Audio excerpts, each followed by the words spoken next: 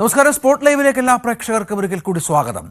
ലഹരി വിവാദത്തിൽ, അതായത് പ്രധാനപ്പെട്ട ഒരു നടി വെളിപ്പെടുത്തിയ ഒരു സോഷ്യൽ മീഡിയ പോസ്റ്റ്, അതിനുശേഷം അവർ പരാതി നൽകുന്നു സിനിമാ സംഘടനകൾക്ക്.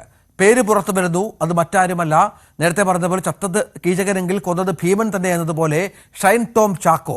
ഈ ഷൈൻ ടോം ചാക്കോ ഇപ്പോൾ എവിടെയാണ് എന്നുള്ളതാണ് പോലീസും എക്സൈസും തിരയുന്നത്. ഒളിവിലിരുന്നും സമൂഹ മാധ്യമങ്ങളിൽ പരിഹാസ പോസ്റ്റുകൾ ഇടുന്ന ഷൈൻ ഇപ്പോൾ തമിഴ്നാട്ടിലുണ്ടെന്നാണ് പോലീസിന് കിട്ടുന്ന സൂചന.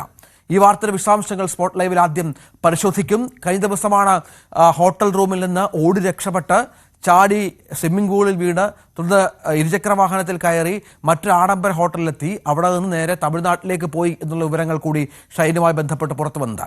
പോലീസിന് മുന്നിൽ ഷൈൻ ടോം ചാക്കോ ഹാജരാകണം എന്നാണ് ഏറ്റവും ഒടുവിൽ നൽകിയിരിക്കുന്ന നിർദ്ദേശം.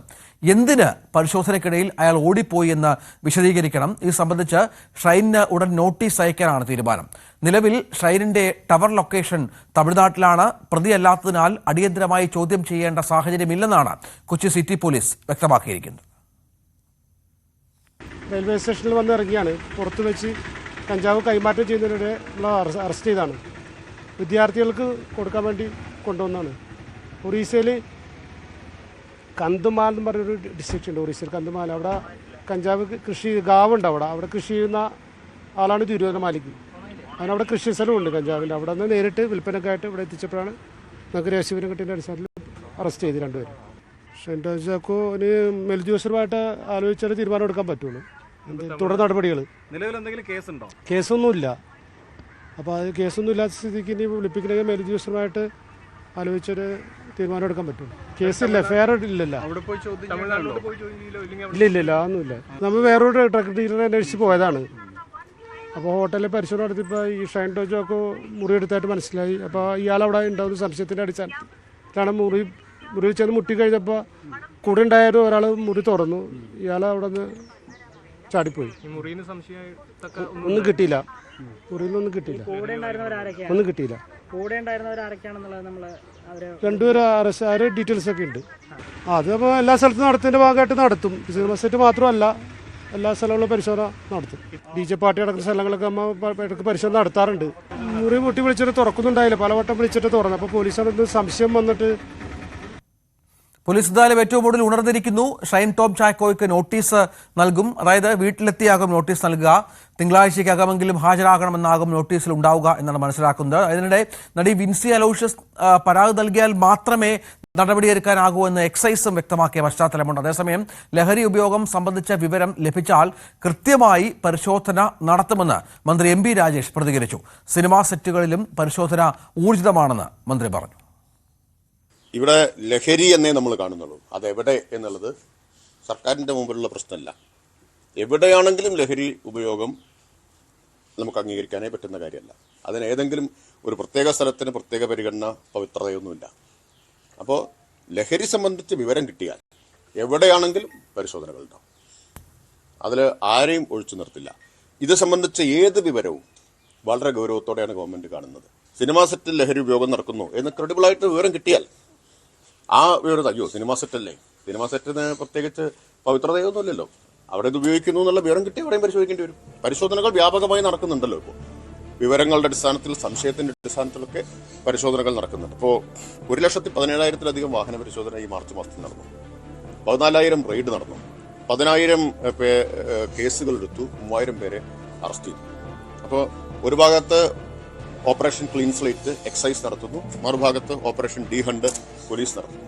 അപ്പോൾ സംയുക്തമായിട്ടുള്ള നീക്കങ്ങൾ നടന്നുകൊണ്ടിരിക്കുകയാണ്. അതിൻ്റെ വലിയ മാറ്റം നമുക്ക് കാണാനും പറ്റും. ഇതിനിടെ വിൻസി അലോഷ്യസിന്റെ പരാതിയിൽ ഷൈൻ ടോം ചാക്കോയ്ക്കെതിരെ കടുത്ത നടപടിക്കൊരുങ്ങുകയാണ് സിനിമാ സംഘടനകൾ. ഷൈനെ താൽക്കാലികമായി സിനിമകളിൽ നിന്ന് മാറ്റി നിർത്താനാണ് നീക്കം. നവമി ദിനേശ് ഏറ്റവും പുതിയ വിവരങ്ങളുമായി ചേരുന്നു. നവമി, അത് നമുക്ക് അന്വേഷണത്തിലേക്ക് ഒന്ന് പോകാം. പോലീസ് ഏറ്റവും ഒടുവിൽ തീരുമാനിച്ചിരിക്കുന്നത് ഇയാളെ നോട്ടീസ് അയച്ച് വിളിച്ചു വരുത്തുക എന്നുള്ളതാണ്. അത് ഈ പറഞ്ഞ പോലെ നടപടികളുമായി സഹകരിക്കേണ്ടി വരും. വീട്ടിലെത്തി നോട്ടീസ് നൽകുക എന്നുള്ളതൊക്കെയാണ്. അത്തരത്തിൽ ഇതിൻ്റെ ഈ പറഞ്ഞ പോലെ എന്തിന് ഓടി എന്നത് മാത്രമാകുമോ അന്വേഷണ വിധേയമാകുക, അതോ വിൻസി അലോഷ്യസിന്റെ വെളിപ്പെടുത്തൽ കൂടി അതിന്റെ ഭാഗമാകുമോ?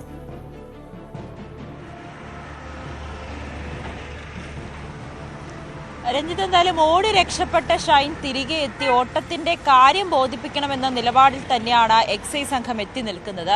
ഷൈൻ ടോം ചാക്കോയെ വിളിച്ചിട്ട് കിട്ടുന്നില്ല. പല തവണ പോലീസ് ഉദ്യോഗസ്ഥരും അന്വേഷണ സംഘവും ഒക്കെ വിളിച്ചിട്ടുണ്ട്. കിട്ടാത്തതിനാൽ തൃശ്ശൂരിലെ വീട്ടിലെത്തി നേരിട്ട് നോട്ടീസ് നൽകാനാണ് പോലീസിന്റെ തീരുമാനം. അങ്ങനെയാണെങ്കിൽ ഈ അന്വേഷണവുമായി സഹകരിച്ചേ മതിയാകൂ ഷൈന്. എന്തിനാണ് ഓടിയതെന്ന് ഇപ്പോഴും വ്യക്തമായിട്ടില്ല. രണ്ട് സംശയങ്ങളാണ് പോലീസിന്റെ ഭാഗത്തു നിന്നുമുള്ളത്. ഒന്നെങ്കിൽ ഷൈൻ അന്നത്തെ ദിവസം ലഹരി ഉപയോഗിച്ചിട്ടുണ്ടാകണം, അല്ല എന്നുണ്ടെങ്കിൽ ഷൈൻ്റെ കയ്യിൽ ലഹരി ഉണ്ടാകണം. ഈ രണ്ട് കാര്യങ്ങൾ കൊണ്ടായിരിക്കും ഒരാൾ ഓടുക, അല്ലെങ്കിൽ ഷൈനെ പോലുള്ളൊരു വ്യക്തി ഓടുക എന്നതാണ് എക്സൈസിന്റെ നിഗമനം. പക്ഷേ ഉദ്യോഗസ്ഥർ പറയുന്നത് അന്ന് അവിടെ എത്തിയത് ഷൈനെ പിടികൂടാനായിരുന്നില്ല, മറിച്ച് കൊച്ചിയിലെ തന്നെ ഒരു ലഹരി ഇടപാടുമായി ബന്ധപ്പെട്ട് ഒരു പ്രധാനപ്പെട്ട ഒരു ഇടനിലക്കാരൻ അവിടെ എത്തി എന്ന വിവരം അറിഞ്ഞതിനെ തുടർന്ന് ഹോട്ടലിൽ പരിശോധനയ്ക്ക് എത്തിയതാണ്. പക്ഷേ ഇറങ്ങി ഓടിയതാകട്ടെ ഷൈൻ ടോം ചാക്കോ എന്നതാണ് പോലീസിനെയും അമ്പരപ്പിച്ചിരിക്കുന്നത്. എന്തായാലും ഷൈൻ ഇപ്പോൾ തമിഴ്നാട് കടന്നു എന്നാണ് മനസ്സിലാകുന്നത്. കേരളം കടന്നു തമിഴ്നാട്ടിലെത്തി. ആ ഓട്ടത്തിൽ നേരെ ഹോട്ടലിൽ നിന്നും നേരെ ഓടിയിറങ്ങി ഒരു ബൈക്കിന് കൈ കാണിച്ചു. അവിടെ നിന്ന് മറ്റൊരു ഹോട്ടലിലേക്ക്, അവിടെ നിന്നും നേരെ കാറെടുത്ത് ഇപ്പൊ എന്തായാലും തമിഴ്നാട് കടന്നിട്ടുണ്ട്. ആര് വിളിച്ചിട്ടും ഷൈൻ ടോം ചാക്കോ ഫോൺ എടുക്കുന്നില്ല. പക്ഷേ സോഷ്യൽ മീഡിയയിൽ മാധ്യമങ്ങളെയും അല്ലെങ്കിൽ ഷൈൻ ടോം ചാക്കോയെ വിമർശിക്കുന്നവർക്കും പോലീസിനൊക്കെ എതിരെ പരിഹസിച്ചൊക്കെ പോസ്റ്റ് ഇടുന്നതിൽ യാതൊരു കുറവുമില്ല. ഒപ്പം ഈ വിൻസി അലോഷ്യസിന്റെ പരാതിയും അവരുടെ ഫേസ്ബുക്ക് കുറിപ്പും എല്ലാം തന്നെ ഷെയർ ചെയ്തുകൊണ്ട് ഷൈൻ ടോം ചാക്കോ സോഷ്യൽ മീഡിയയിലെല്ലാം സജീവമായിട്ടുണ്ട്. എക്സൈസ് സംഘം പറയുന്നത് ഷൈൻ ടോം ചാക്കോയെ വിശദമായി ചോദ്യം ചെയ്യണം, അല്ലെങ്കിൽ ഈ കാര്യങ്ങൾ ചോദിച്ചറിയുന്നതിന് വേണ്ടി, ഓട്ടത്തിന്റെ കാര്യം ചോദിച്ചറിയുന്നതിന് വേണ്ടി നോട്ടീസ് അയച്ച് വിളിച്ചു വരുത്തുവാനാണ് തീരുമാനം. സർക്കാർ തന്നെ നിലപാട് വ്യക്തമാക്കിയിട്ടുണ്ട്. ഇത്തരത്തിൽ ലഹരി എവിടെ ഉപയോഗിച്ചു എന്നല്ല, ലഹരി ആരാണോ ഉപയോഗിക്കുന്നത് അവർക്കെതിരെ കടുത്ത നടപടി ഉണ്ടാകുമെന്നാണ് സർക്കാരടക്കം മന്ത്രിമാരടക്കം വ്യക്തമാക്കുന്നത്. അങ്ങനെയാണെങ്കിൽ ഷൈൻ ടോം ചാക്കോയെ സംബന്ധിച്ച് അല്പം ബുദ്ധിമുട്ടായിരിക്കും ഈ അന്വേഷണത്തോട് സഹകരിക്കുക എന്നതല്ലാതെ മറ്റ് നിവൃത്തിയൊന്നും ഷൈന് മുന്നിലില്ല. ഇത് ആദ്യത്തെ സംഭവമല്ല. കൊക്കെയിൻ കേസിൽ, കേരളത്തിലെ തന്നെ ആദ്യത്തെ കൊക്കെയിൻ കേസിൽ പിടികൂടിയ പ്രതിയായിരുന്നു ഷൈൻ ടോം ചാക്കോ. പിന്നീട് നമുക്കറിയാം രഞ്ജിത്ത്, ചില ഈ തെളിവുകളുടെ അഭാവത്തിൽ മാത്രം രക്ഷപ്പെട്ടു പോയ ഒരു വ്യക്തി കൂടിയാണ് ഷൈൻ ടോം ചാക്കോ. പക്ഷേ പല ആവർത്തി നമുക്കറിയാം ഈ സോഷ്യൽ മീഡിയയിൽ അല്ലെങ്കിൽ സിനിമാ ഇന്റർവ്യൂകളിലൊക്കെയും വളരെ ഏത് തരത്തിലാണ് ഷൈൻ ടോം ചാക്കോ പെരുമാറുന്നതെന്ന് നമുക്കറിയാം. പലപ്പോഴും മാധ്യമങ്ങളോട് വളരെ മോശമായി സംസാരിക്കുകയും ഇന്റർവ്യൂകളിലും ഒക്കെ അത്തരത്തിൽ പെരുമാറുന്ന ഒരു വ്യക്തി കൂടിയാണ് ഷൈൻ ടോം ചാക്കോ. പലപ്പോഴും എന്തുകൊണ്ടാണ് ഷൈൻ ടോം ചാക്കോയെ പിടികൂടാത്തതെന്ന് നമുക്ക് തന്നെ തോന്നിപ്പോകും. കാരണം ലഹരി ഉപയോഗിക്കുന്ന ഒരു വ്യക്തിയാണ് ഷൈൻ ടോം ചാക്കോ എന്ന് നമുക്ക് പ്രത്യക്ഷത്തിൽ തന്നെ മനസ്സിലാകുന്ന തരത്തിൽ തന്നെയാണ് അയാളുടെ പെരുമാറ്റം. പക്ഷേ ഈ പറയുന്നത് പോലെ കോടതിക്ക് മുന്നിൽ അല്ലെങ്കിൽ പോലീസിനെ സംബന്ധിച്ച് തെളിവുകളാണ് വേണ്ടത്. ആ തെളിവുകൾ ഉണ്ടെങ്കിൽ മാത്രമേ ഒരു വ്യക്തിയെ പ്രതി ചേർക്കാനോ പിടിക്കുവാനോ ചോദ്യം ചെയ്യാനോ ഒക്കെ കഴിയുകയുള്ളൂ. ആ രീതിയിൽ ഷൈൻ ടോം ചാക്കോ രക്ഷപ്പെട്ടു പോകുന്നതിനിടയിലാണ് കഴിഞ്ഞ ദിവസത്തെ റെയ്ഡിനിടയിൽ ഇറങ്ങി ഓടുന്നതും പിന്നെ ആ ഓട്ടത്തിന്റെ കാര്യം അന്വേഷിച്ച് എക്സൈസ് സംഘം ഷൈൻ ടോം ചാക്കോനെ വിശദമായി ചോദ്യം ചെയ്യാൻ വിളിപ്പിക്കുകയോ ഒക്കെ ചെയ്യുന്നത്. നിലവിൽ എന്തായാലും ഷൈൻ ടോം ചാക്കോയുടെ പുറകിൽ പോകേണ്ടതില്ല എന്ന തീരുമാനത്തിലാണ്. കാരണം പരാതിയില്ല ഷൈൻ ടോം ചാക്കോയ്ക്കെതിരെ, മറ്റ് തെളിവുകളൊന്നുമില്ല, സാഹചര്യ തെളിവുകളൊന്നും തന്നെ ഇല്ല. ലഹരി ഉപയോഗിച്ചിട്ടുണ്ടോ ഇല്ലയോ എന്ന കാര്യങ്ങളിൽ ഇപ്പോഴും വ്യക്തതയില്ല. അതുകൊണ്ട് പുറകെ നടന്ന് ഈ ഒരു കേസെടുക്കലോ അല്ലെങ്കിൽ ഷൈൻ ടോം ചാക്കോയെ ചേസ് ചെയ്ത് പിടിക്കാനുള്ള തരത്തിലൊന്നും പോലീസ് നീങ്ങിട്ടില്ല. പകരം നോട്ടീസ് അയച്ച് വിളിപ്പിച്ച് വിശദമായി ചോദ്യം ചെയ്യുക എന്നൊരു നീക്കത്തിലേക്ക് തന്നെയാണ് അന്വേഷണ സംഘവും കടന്നിരിക്കുന്നത്. തമിഴ്നാട്ടിലാണ് ഇയാളുള്ളത്, അതാണ് ഇപ്പോൾ ടവർ ലൊക്കേഷനൊക്കെ സൂചിപ്പിക്കുന്നത് നവമി. പക്ഷേ ഇവിടുത്തെ സിനിമാ സംഘടനകൾ അല്പം ഉണർന്നിട്ടുണ്ട് എന്ന് വേണം മനസ്സിലാക്കാൻ. ചേംബറിന്റെ പ്രതിനിധികൾ പറയുന്നത് അക്ഷന്തവ്യമായ കുറ്റമാണ്, നടപടിയെടുക്കും എന്നും. അമ്മയുടെ ഭാരവാഹികളും നമ്മളോട് സംസാരിച്ചപ്പോൾ വിൻസിയുടെ മൊഴി രേഖപ്പെടുത്തിയിട്ടുണ്ട്, വിൻസിയോട് സംസാരിച്ചിട്ടുണ്ട്, വിൻസിയുടെ പരാതി കേട്ടിട്ടുണ്ട്. അതിൽ നടപടി ഉണ്ടാകാനുള്ള സാധ്യതയുണ്ട്. പക്ഷെ അപ്പോഴും ഷൈൻ ടോം ചാക്കോയെ കിട്ടാത്തതാണ് ഈ സംഘടനകളുടെയും പ്രശ്നമല്ലേ?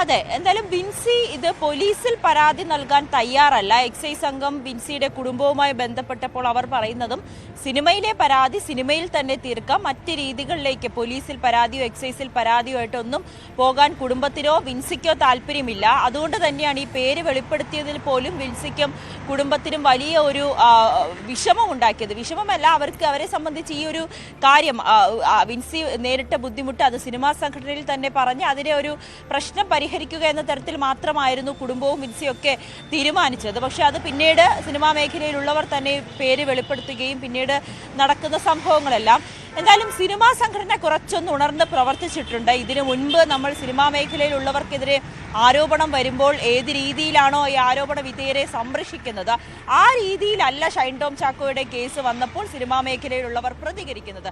പ്രത്യേകിച്ച് ഫിലിം ചേംബറും അമ്മ സംഘടന ഉൾപ്പെടെയുള്ളവർ വിൻസിക്ക് ഒപ്പം തന്നെയാണ്. വിൻസി സംഘടനയിൽ ഇല്ലാഞ്ഞിട്ട് പോലും ഈ അഡ്ഹോക് കമ്മിറ്റിയിലെ അംഗങ്ങൾ വിൻസിയെ ഒരു സഹപ്രവർത്തക എന്ന നിലയിൽ വിൻസിയെ വിളിച്ചു, കാര്യങ്ങൾ അന്വേഷിച്ചു. ഈ പരാതിയിൽ കഴമ്പുണ്ടെന്ന് കണ്ടെത്തിയതിനെ തുടർന്ന് ഒരു 3 അംഗ സമിതിയെ നിയോഗിക്കുകയും ആ സമിതിയുടെ റിപ്പോർട്ടിന്റെ അടിസ്ഥാനത്തിൽ ഷൈൻ ടോം ചാക്കോയ്ക്കെതിരെ നടപടിയെടുക്കുവാനും അമ്മ സംഘടന തീരുമാനിച്ചത്. അതിൽ ഷൈൻ ടോം ചാക്കോയുടെ വിശദീകരണം കൂടിയാണ് ഇനി അമ്മ കാത്തിരിക്കുന്നത്. വിളിച്ചിട്ട് കിട്ടുന്നില്ല, ആവർത്തിച്ച് വിളിക്കുന്നുണ്ട്. സഹപ്രവർത്തകർ വിളിക്കുമ്പോൾ പോലും ഷൈൻ ടോം ചാക്കോ ഫോൺ എടുക്കാത്ത സാഹചര്യത്തിൽ ഇനിയും കാത്തിരിക്കേണ്ട, 2 ദിവസത്തിനുള്ളിൽ തന്നെ ഇതിലൊരു തീരുമാനമെടുക്കാം എന്നാണ് അമ്മ സംഘടനയും തീരുമാനിച്ചിരിക്കുന്നത്. ഒപ്പം ഈ സിനിമയിൽ അന്ന് ഈ സംഭവം വിൻസി പറയുന്ന ദിവസത്തെ സിനിമാ സെറ്റിലെ സംവിധായകനും ഒപ്പമുണ്ടായിരുന്ന ആളുകളോടുമൊക്കെ ഇതിന്റെ ഒരു വിശദീകരണം തേടിയതിനു ശേഷം ഒരു റിപ്പോർട്ട് സമർപ്പിക്കാനാണ് അമ്മ സംഘടന തീരുമാനിച്ചിരിക്കുന്നത്. പക്ഷേ ഫിലിം ചേംബർ ആകട്ടെ ഇപ്പോൾ തന്നെ ഏകദേശം അവരുടെ ഒരു നിലപാട് വ്യക്തമാക്കി കഴിഞ്ഞിട്ടുണ്ട്. അതിനി ഔദ്യോഗികമായി മാത്രം അറിഞ്ഞാൽ മതി. തിങ്കളാഴ്ച ചേരുന്ന യോഗത്തിൽ അവർ ഇതിലൊരു കൃത്യമായിട്ടുള്ളൊരു നിലപാട് സ്വീകരിക്കും. ഷൈൻ ടോം ചാക്കോയെ തൽക്കാലം സിനിമയുമായി സഹകരിപ്പിക്കേണ്ട, മാറ്റി നിർത്താമെന്ന നിലപാടിലാണ്.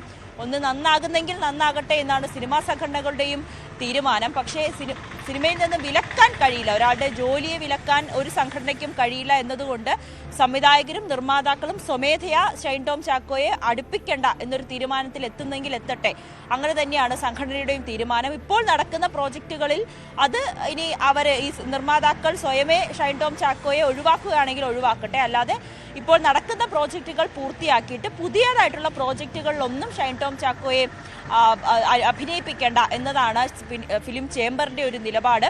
എന്തായാലും ഈ ഒരു വിഷയത്തിൽ ഈ സിനിമാ മേഖലയിലെ ലഹരി ഉപയോഗവുമായി ബന്ധപ്പെട്ട് ഒരുപാട് വിമർശനങ്ങൾ ഇതിനു മുൻപ് തന്നെ ഉയർന്നിരുന്നു. ഈ ശ്രീനാഥ് ഭാസിക്കെതിരെയൊക്കെ വലിയ തരത്തിൽ വിമർശനം ഉന്നയിക്കുമ്പോഴൊന്നും സിനിമാ മേഖല പ്രത്യക്ഷമായ ഒരു നിലപാടെടുത്തിരുന്നില്ല. അത് പോലീസും അല്ലെങ്കിൽ അതിൻ്റെയുമായി ബന്ധപ്പെട്ട നിയമപരമായി തന്നെ മുന്നോട്ട് പോകട്ടെ എന്ന നിലപാടിൽ നിന്ന് സംഘടനകൾക്കുള്ളിൽ നിന്ന് എന്ത് ചെയ്യാൻ കഴിയുമോ ആ രീതിയിലേക്ക് തന്നെ ഇവർക്കെതിരെ നടപടി സ്വീകരിക്കാം എന്ന തരത്തിലേക്ക് എത്തി നിൽക്കുന്നു എന്ന് പറയുന്നത് അത് മറ്റൊരു തരത്തിൽ ഈ നടിയോട് ചെയ്യുന്ന ഒരു നീതിയായിട്ട് തന്നെ നമുക്ക് കണക്കാക്കാം. കാരണം ഈ ഷൈൻ ടോം ചാക്കോയെ പോലുള്ളവരെക്കെതിരെ ഉയർന്ന പരാതികൾ ഇതാദ്യമായിട്ടല്ല, പ്രത്യേകിച്ച് മറ്റ് പരാതികൾ പോലെയല്ല, രൂക്ഷമായിട്ടുള്ള ഇത്തരത്തിലുള്ളൊരു ലഹരി ഉപയോഗം അത് വളരെ രൂക്ഷമായി ഷൈൻ ടോം ചാക്കോ അടക്കമുള്ളവർ പ്രതിയാകുന്ന ഒരു സാഹചര്യത്തിൽ പോലും സംഘടനകൾ നിലപാടെടുക്കാതിരുന്ന സാഹചര്യത്തിൽ ഇപ്പോൾ ഈ സമൂഹം ഒന്നടങ്കം ഈ ലഹരിക്കെതിരെ പോരാടുമ്പോൾ സിനിമാ മേഖലയിലുള്ളവരും കൃത്യമായിട്ടുള്ളൊരു മാതൃക തന്നെയാണ് ഷൈൻ ടോം ചാക്കോയുടെ കാര്യത്തിൽ കാണിക്കുന്നത്. രഞ്ജിത്ത്, അതാണ് സാഹചര്യം. വളരെ പ്രധാനപ്പെട്ട ചില നീക്കങ്ങളിലേക്ക് പോലീസും എക്സൈസ് സംഘവും കടക്കുന്നു എന്നുള്ളതാണ് മനസ്സിലാക്കേണ്ടത്. നവമി ദിനേശാണ് വിവരങ്ങൾ പങ്കുവച്ചത്. മറ്റു വാർത്തയിലേക്ക് പോകണം. കോട്ടയം മുത്തോലി പഞ്ചായത്ത് മുൻ പ്രസിഡന്റ് അഡ്വക്കേറ്റ് ജിസ്മോളും മക്കളും ആത്മഹത്യ ചെയ്ത സംഭവത്തിൽ കുടുംബം പോലീസിൽ പരാതി നൽകി. ഭർത്താവിനും കുടുംബത്തിനുമെതിരെ ഗാർഹിക പീഡനം ഉൾപ്പെടെ ചൂണ്ടിക്കാട്ടിയാണ് പരാതി. മരണം ആത്മഹത്യ തന്നെയാണോ എന്ന് പരിശോധിക്കണമെന്നും കുടുംബം പോലീസിനോട് ആവശ്യപ്പെട്ടു. ഇന്നലെ രാത്രിയാണ് എൻ്റെ മൂത്ത ചേച്ചി വന്നത്. ചേച്ചി വന്നപ്പോൾ പറഞ്ഞൊരു കാര്യം എന്ന് പറഞ്ഞു കഴിഞ്ഞാൽ ചേച്ചിയോട് ഇടയ്ക്ക് 1-2 തവണ പറഞ്ഞിട്ടുണ്ടെന്ന് പറഞ്ഞേ. എൻ്റെ 2 ചേച്ചിമാരെയും കല്യാണ സമയത്ത് പപ്പ ഞങ്ങൾക്ക് 3 പേർക്കായിട്ടുള്ളൊരു ഓഹരി ഷെയർ കൊടുത്തിട്ടുണ്ടായിരുന്നു. ആ എമൗണ്ട് കുറഞ്ഞു പോയെന്നും പറഞ്ഞ് മീൻസ് ഇൻഡയറക്റ്റായിട്ടല്ല ഇൻഡയറക്റ്റായിട്ട് അവർ പറയുമായിരുന്നു.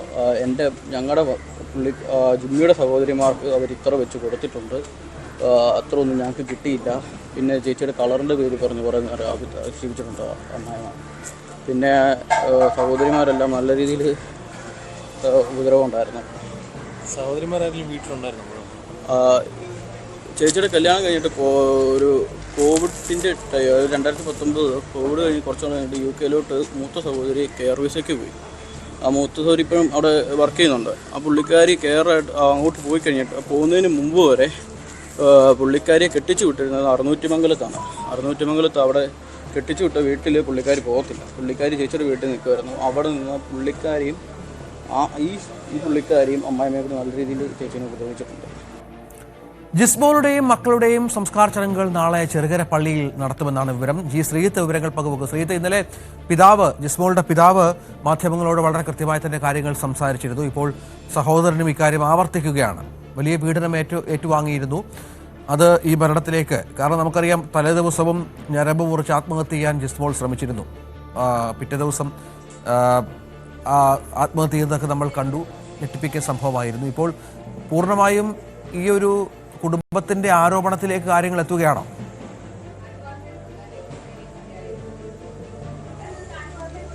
തീർച്ചയായും ഗാർഹിക പീഡനം എന്ന അതിഗുരുതരമായ ആരോപണമാണ് കുടുംബം ഉന്നയിക്കുന്നത് എന്നുള്ളതാണ് ഏറ്റവും ശ്രദ്ധേയമായിട്ടുള്ളത്. അതായത് കഴിഞ്ഞ ദിവസങ്ങളിലെല്ലാം പലതരത്തിലുള്ള ആരോപണങ്ങൾ ഉന്നയിച്ചിരുന്നു. പിതാവും സഹോദരനും ഒക്കെ ഉന്നയിച്ചിരുന്നു. അതിനപ്പുറത്തേക്കുള്ള വിവരങ്ങൾ ഈ ജിസ്മോൾ തൻ്റെ ചേച്ചിയുമായി സംസാരിച്ചിരുന്നു എന്നുള്ളതാണ്. അവരും ഇന്നലെ രാത്രിയാണ് വിദേശത്ത് നിന്ന് എത്തിയത്. അവരും ഇന്ന് രാവിലെ മൊഴി നൽകുന്നതിന് വേണ്ടി ഏറ്റുമാനൂർ പോലീസ് സ്റ്റേഷനിൽ എത്തിയിരുന്നു. എന്തായാലും പിതാവാണ് പ്രധാന പരാതിക്കാരൻ. അദ്ദേഹത്തിൻ്റെ മൊഴി രേഖപ്പെടുത്തിയ ശേഷം ഈ രണ്ട് സഹോദരങ്ങളുടെ മൊഴി രേഖപ്പെടുത്തും. കഴിഞ്ഞ കുറേ കാലങ്ങളായി, വിവാഹം കഴിഞ്ഞ ശേഷം മുതൽ നിരവധി പ്രശ്നങ്ങൾ ഉണ്ടായിട്ടുണ്ട്. ഇടയ്ക്ക് പല പ്രശ്നങ്ങളിലും ഈ കുടുംബം ഇടപെടുകയും ചെയ്തിട്ടുണ്ട് എന്നുള്ളതാണ് അവർ ചൂണ്ടിക്കാട്ടുന്ന പ്രധാനപ്പെട്ട വിഷയം. സ്ത്രീധനവുമായി ബന്ധപ്പെട്ട വിഷയം. സ്ത്രീധനം ആയി കൊടുത്ത പണം പോരാ എന്ന തരത്തിലുള്ള കുത്തിനോവിക്കലുകൾ, അങ്ങനെ പലതരത്തിലുള്ള പ്രശ്നങ്ങൾ തുടർച്ചയായി സംഭവിച്ചിരുന്നു.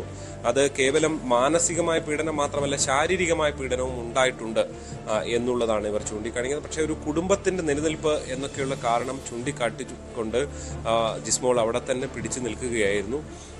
ഈ മാത്രവുമല്ല, ഈ പലതവണ ഉള്ള ഉപദ്രവങ്ങളിൽ പല ഇതൊക്കെ പുറത്ത് പറയുക അല്ലെങ്കിൽ ഒരു പോലീസ് കേസിലേക്കൊക്കെ ആ സമയത്ത് പോകാത്തതിന് പ്രധാന കാരണം ഇങ്ങനെ എന്തെങ്കിലും ഒരു പ്രശ്നം ഉണ്ടാകുന്ന സമയത്ത് ഈ ഭർത്താവ് ജിമ്മി ഉൾപ്പെടെയുള്ളവർ ഇനി ഇങ്ങനെ ഒരു പ്രശ്നം ഉണ്ടാകില്ല എന്നൊക്കെ പറഞ്ഞുകൊണ്ട് ഈ കുടുംബത്തെ, പിതാവിനെ, തോമസിനോടൊക്കെ പറയുന്നൊരു സാഹചര്യമായിരുന്നു ഉണ്ടായിട്ടുള്ളത് എന്നാണ് ഇവർ ചൂണ്ടിക്കാണിക്കുന്നത്. എന്തായാലും ആരോപണങ്ങൾ ഗുരുതരം തന്നെയാണ്.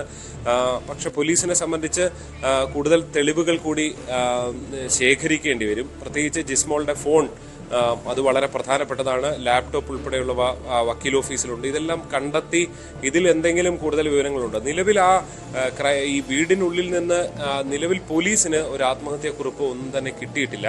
അതുകൊണ്ട് തന്നെ തെളിവുകൾ ശേഖരിക്കുക എന്നുള്ളത് പോലീസിനെ സംബന്ധിച്ച് ഈ കേസിന്റെ നിലനിൽപ്പിന് വളരെ പ്രധാനപ്പെട്ടതാണ്.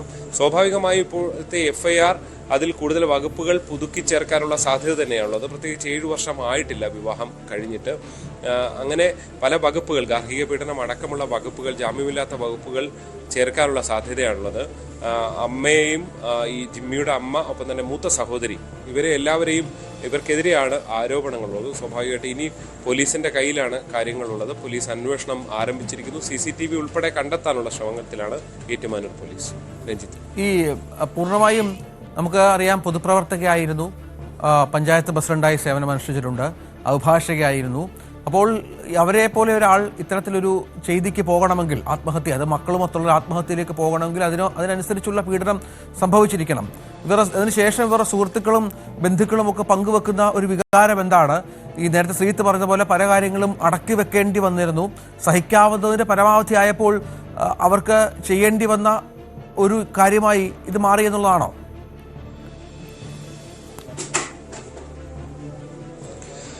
തീർച്ചയായും അങ്ങനെയാണ്. ഈ കുടുംബത്തിന്റെ ഒരു പശ്ചാത്തലം, കുടുംബത്തിലെ രീതികളൊക്കെ പലപ്പോഴും ഈ സ്ത്രീകളൊക്കെ തന്നെയും കുടുംബം തകരാതിരിക്കുക, കുട്ടികൾ സംരക്ഷിക്കപ്പെടണം, ഇത്തരം പല പല ആഗ്രഹങ്ങളുണ്ട്, കുടുംബത്തിന്റെ അഭിമാനം, ഇത്തരം പല പല പ്രശ്നങ്ങളുണ്ട്. അതുകൊണ്ട് തന്നെ ഇതെല്ലാം സംരക്ഷിക്കുന്നതിന് വേണ്ടിയുള്ള പല ശ്രമങ്ങളുമാണ് ഫലത്തിൽ ജിസ്മോളും നടത്തിയിരുന്നത്.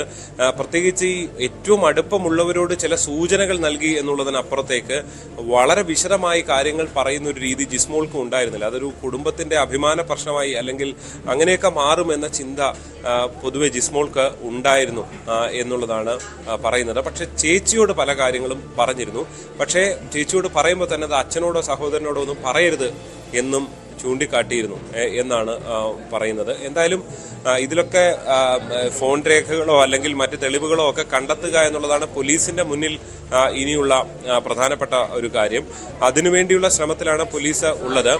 മറ്റ് ബന്ധുക്കൾ, മറ്റ് അടുത്ത സുഹൃത്തുക്കളുണ്ടോ? ഇപ്പോൾ ഹൈക്കോടതിയിലടക്കം പല സുഹൃത്തുക്കളുമുണ്ട്, പാലയിലെ അഭിഭാഷകരുണ്ട്, അങ്ങനെ പലരുമുണ്ട്. ഇവരുടെ ആരുടെയെങ്കിലും അടുത്ത് നിന്ന് ഏറ്റവും അടുത്ത് എന്തെങ്കിലും കാര്യങ്ങൾ ജിസ്മോൾ പറഞ്ഞിരുന്നോ എന്നതുകൂടി പോലീസ് പരിശോധിച്ചു വരികയാണ്. അത്തരം ഇപ്പോൾ ഈ 3 മൊഴികൾ തന്നെ വളരെ പ്രധാനപ്പെട്ടതാണ്. ഏറ്റവും അടുപ്പമുള്ളവരുടെ മൊഴിയാണ്. അവർ ഇന്നലെ സംസാരിച്ചപ്പോൾ കൂടുതൽ വൈകാരികമായിരുന്നു. എല്ലാ കാര്യങ്ങളും പറയാൻ കഴിയുന്ന ഒരു സാഹചര്യത്തിലല്ല, മാനസികാവസ്ഥയിലല്ല ഞങ്ങൾ ഉള്ളത് എന്നാണ് അവർ ചൂണ്ടിക്കാണിക്കുന്നത്. അതുകൊണ്ട് തന്നെ പോലീസിന്റെ വിശദമായ ഈ മൊഴിയെടുപ്പിൽ ഇത്തരം കൂടുതൽ വിവരങ്ങൾ ഒക്കെ വരും. ഏറ്റുമാനൂർ പോലീസിനെ സംബന്ധിച്ച് അവർ ചൂണ്ടിക്കാണിക്കുന്നത് തീർച്ചയായും ഇത്തരം കേസുകളിൽ മൊഴി പ്രധാനമാണ്. അതോടൊപ്പം തന്നെ തെളിവുകളും കണ്ടെത്തേണ്ടതുണ്ട്. CCTV, ഈ പെൺകുട്ടി ഈ ജിസ്മോൾ ആത്മഹത്യ ചെയ്തത് തന്നെയാണോ എന്ന സംശയം പോലും ഉണ്ട്. അങ്ങനെ ആത്മഹത്യ ചെയ്യില്ല എന്നൊക്കെയാണ് കുടുംബം ഇന്നലെ പറഞ്ഞിരുന്നത്. അതുകൊണ്ട് തന്നെ ഇത്തരം കാര്യങ്ങളെല്ലാം വ്യക്തത വരുത്താനുള്ള ശ്രമമാണ് പോലീസ് നടത്തുന്നത്. അതിനുവേണ്ടി CCTV അടക്കം പരിശോധിക്കുന്നുണ്ട്. സ്കൂട്ടറിൽ ഓടിച്ച് വന്നു എന്ന് പറയുന്നു. അതിന്റെ അടക്കം രേഖകൾ പരമാവധി കണ്ടെത്തുക, ഇങ്ങനൊരു ആത്മഹത്യ പ്രേരണ ഉൾപ്പെടെയുള്ള കാര്യങ്ങൾക്ക് നിദാനമായ എന്ത് സംഭവമാണ് ആ വീട്ടിൽ തലേദിവസങ്ങൾ ഉണ്ടായത് എന്നൊക്കെ പരിശോധിച്ചെത്തുക എന്നുള്ളതാണ് പോലീസിനെ സംബന്ധിച്ചുള്ള ഏറ്റവും പ്രധാനപ്പെട്ട കാര്യം. അതിലേക്ക് പോലീസ് കടന്നിരിക്കുകയാണ്. ഈ ആത്മഹത്യ അല്ല എന്ന് സംശയിക്കത്തക്ക കാരണവും വളരെ ബലത്തോടുകൂടി കുടുംബം പറയുന്നുണ്ടോ? അല്ലാതെ മറ്റ് എന്തെങ്കിലും റീസൺ ഉണ്ടോ എന്നുള്ളതാണ്. നമുക്ക് അങ്ങനെ തൽക്കാലം വിശ്വസിക്കാൻ പറ്റത്തില്ലല്ലോ ശ്രീത്ത്. കാരണം കായൽ ചാടിയിരുന്നു, അതിനുശേഷം വലിയ തോതിലുള്ള തെരച്ചിലൊക്കെ നടത്തിയാണ് രക്ഷിച്ചിരുന്നു. നാട്ടുകാരൊക്കെ ആശുപത്രിയിൽ എത്തിച്ചിരുന്നു. അങ്ങനെ ഒരുപാട് സാഹചര്യങ്ങൾ കൂടി ഉണ്ടായിരുന്നല്ലോ.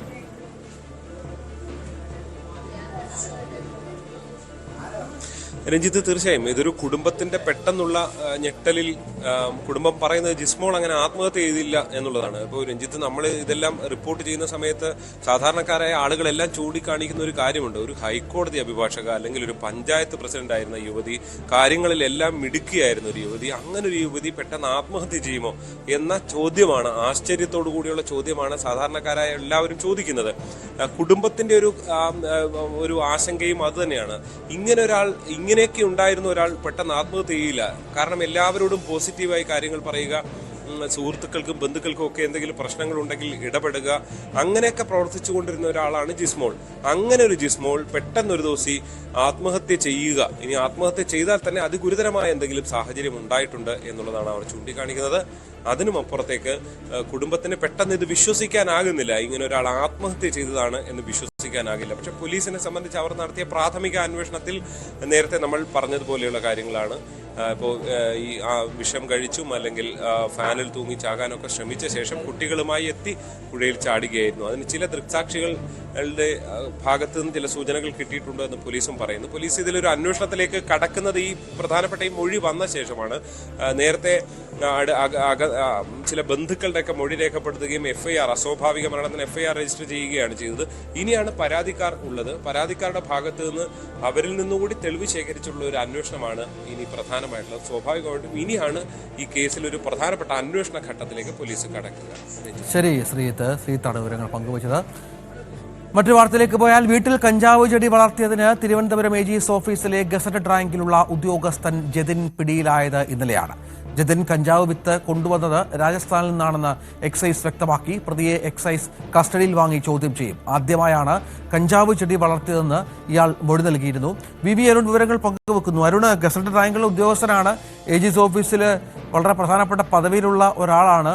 അയാൾ ഇങ്ങനെ ഒരബദ്ധം അത്തരത്തിൽ, അല്ലെങ്കിൽ ആ പറഞ്ഞ പോലെ മനഃപൂർവ്വമല്ലാതെ മറ്റൊരു സാധ്യതയൊന്നും ഉണ്ടാകാനുള്ള അവസരമില്ലല്ലോ അല്ലേ? മനഃപൂർവ്വം നട്ടു വളർത്തിയാണ്. പക്ഷേ ജിതിൻ്റെ മൊഴി എക്സൈസ് നൽകിയിരിക്കുന്നത് ഇത് വലിയ തെറ്റാണെന്ന് തനിക്ക് അറിയില്ലായിരുന്നു. കാരണം ഇയാൾ രാജസ്ഥാൻ സ്വദേശിയാണ്. രാജസ്ഥാനിൽ ഇത്തരത്തിൽ കഞ്ചാവ് നട്ടു വളർത്താറുണ്ട്. നമ്മുടെ നാട്ടിലൊക്കെ സുലഭമാണ്. അങ്ങനെ ഇവിടെയും വളർത്തി ഇടയ്ക്ക് ഉപയോഗിക്കുന്ന ആളാണ്. ഒക്കേഷണലി കഞ്ചാവ് ഉപയോഗിക്കും. ഇതാണ് ഇയാൾ എക്സൈസ് നൽകിയിരിക്കുന്ന മൊഴി. അതുകൊണ്ട് വലിയ തെറ്റാണ്, കുറ്റമാണെന്ന് അറിയില്ലായിരുന്നു എന്നൊരു മൊഴിയാണ് ഇയാൾ എക്സൈസിന് നൽകിയിരിക്കുന്നത്. കാരണം കേരളത്തിൽ ഇത് വലിയ തെറ്റ് തന്നെയാണ്, കുറ്റം തന്നെയാണ്. അതുകൊണ്ടാണ് ഇയാൾക്കെതിരെ എക്സൈസ് കേസെടുത്തത്. ഇയാൾ രാജസ്ഥാനിൽ നിന്നൊരു സുഹൃത്ത് വന്നപ്പോൾ കൊടുത്ത വിത്താണ് ഇവിടെ ഈ വീട്ടിലെ കമലേശ്വരത്തെ വീട്ടിലെ ടെറസിൽ ചെടിച്ചട്ടിയിൽ നട്ടു വളർത്തിയത്. ഇത് ഇന്നലെ അവിടെ ഇതിൻ്റെ സമീപത്തെ ഒരു പറമ്പിൽ തെങ്ങ് ചെത്താൻ വന്ന ചെത്തു തൊഴിലാളികളാണ് ഈ ടെറസിൽ കഞ്ചാവിനോട് സാമ്യമുള്ള ഒരു ചെടി ചട്ടിയിൽ നിൽക്കുന്നത് കണ്ടത്. അങ്ങനെ അവർ എക്സൈസിനെ അറിയിക്കുന്നത്. എക്സൈസ് നിര ഈ തെങ്ങ് പരിശോധിക്കാനായി ചെത്തുന്ന തെങ്ങിൻ്റെ എണ്ണെടുക്കാനോ മറ്റോ അവിടെ വന്നിരുന്നു. അപ്പോഴാണ് ഈ വിവരം പറയുന്നത്. അങ്ങനെയാണ് എക്സൈസ് ഇവിടെ പരിശോധന നടത്തുകയും ഇയാളുടെ വീട്ടിൽ ഏതാണ്ട് 4 മാസത്തോളം പ്രായമുള്ള ചെടികൾ, കഞ്ചാവ് ചെടികൾ കണ്ടെടുക്കുകയും ചെയ്തത്. 5 ചെടികളാണ് അതിലുണ്ടായിരുന്നത്. അങ്ങനെയാണ് ഇയാളെ ചോദ്യം ചെയ്യുമ്പോൾ ഇയാൾ ചെടി നട്ടുവളർത്തി താൻ തന്നെയാണ് AG's ഓഫീസ് ഉദ്യോഗസ്ഥനാണ്. ഇയാൾക്കൊപ്പം മറ്റ് ബീഹാർ സ്വദേശിയും ആയ ഒരാൾ കൂടി, 2 പേർ കൂടി ഉണ്ടായിരുന്നു. അവരും ഈ വീട്ടിൽ താമസിക്കുന്ന ആളുകൾ. 1 വർഷം മുമ്പാണ് ഇവർ വീട് വാടകയ്ക്ക് എടുത്തത്. ആ വീട്ടിൽ ഒരുമിച്ച് താമസിക്കുന്ന മറ്റുള്ള 2 പേരെ കൂടി എക്സൈസ് ചോദ്യം ചെയ്തെങ്കിലും അവർക്കിതിൽ പങ്കില്ല. താൻ മാത്രമാണ് നട്ടു വളർത്തിയത്, താൻ മാത്രമാണ് ഇത് ഉപയോഗിക്കുന്നത് എന്ന മൊഴിയാണ് ഇയാൾ എക്സൈസ് നൽകിയിട്ടുള്ളത്. ഏതായാലും ഇയാളെ കസ്റ്റഡിയിൽ വാങ്ങി കൂടുതൽ ചോദ്യം ചെയ്യാനാണ് എക്സൈസ് തീരുമാനിച്ചിട്ടുള്ളത്. ഇയാളുടെ സഹപ്രവർത്തകരിൽ നിന്ന് മൊഴിയെടുക്കും. ഇയാൾക്ക് ഇതിനപ്പുറത്തേക്ക് ഏതെങ്കിലും കഞ്ചാവ് വിൽപ്പനയോ മറ്റോ ആയിട്ടൊന്നും ബന്ധമൊന്നുമില്ല. പക്ഷേ ഇയാൾ ഇത് ഉപയോഗിക്കുന്ന ആളാണ്, വീട്ടിൽ നട്ടു വളർത്തി ഉപയോഗിക്കുകയാണ്. അത്രത്തോളം ഗൗരവമുള്ളൊരു കുറ്റമാണെന്ന് അറിഞ്ഞില്ല എന്നൊരു മൊഴിയാണ് ഇയാൾ ഇപ്പോൾ എക്സൈസ് നൽകിയിരിക്കുന്നത്. ഇത് ഇയാൾക്കൊപ്പം താമസിച്ചിരുന്ന മറ്റ് 2 പേർ കൂടിയുണ്ട്. മൊത്തം 3 പേരാണ് താമസിച്ചിരുന്നത് മനസ്സിലാകുന്നു. ഈ വിവരം ഇവർക്ക് അറിയില്ല എന്നുള്ളതാണോ? അവരെ സംബന്ധിച്ച് പോലീസ് നൽകുന്ന വിവരം എന്താണ്? എക്സൈസ് നൽകുന്ന വിവരം എന്താണ്? അവർ ഈ കേസിൽ പ്രതിയാകുമോ?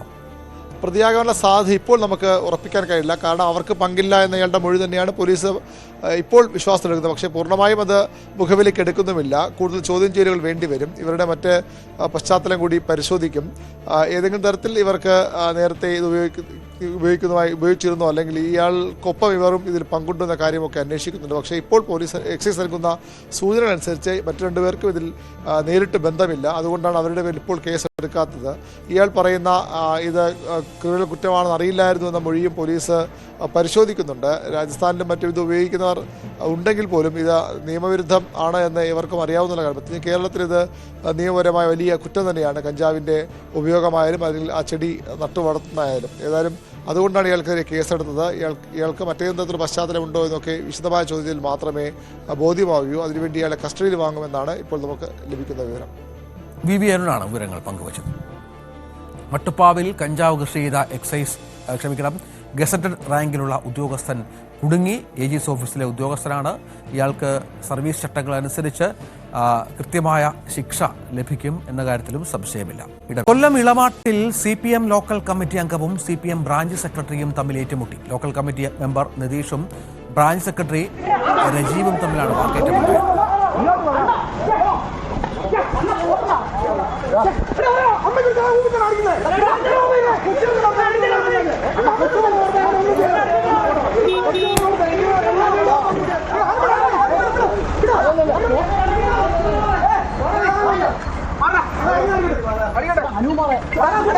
കുറെ നാളോട് ക്ഷമിക്കുക വേണ്ട തന്ത്രിയുടെ ആക്ഷേപിച്ചോണ്ട് അന്നെന്ത്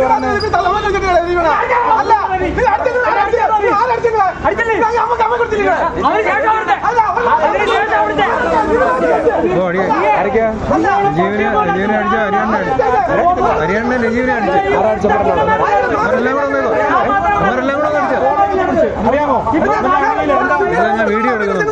ആരെല്ലാം ഞാൻ വീഡിയോ എടുക്കുന്നു.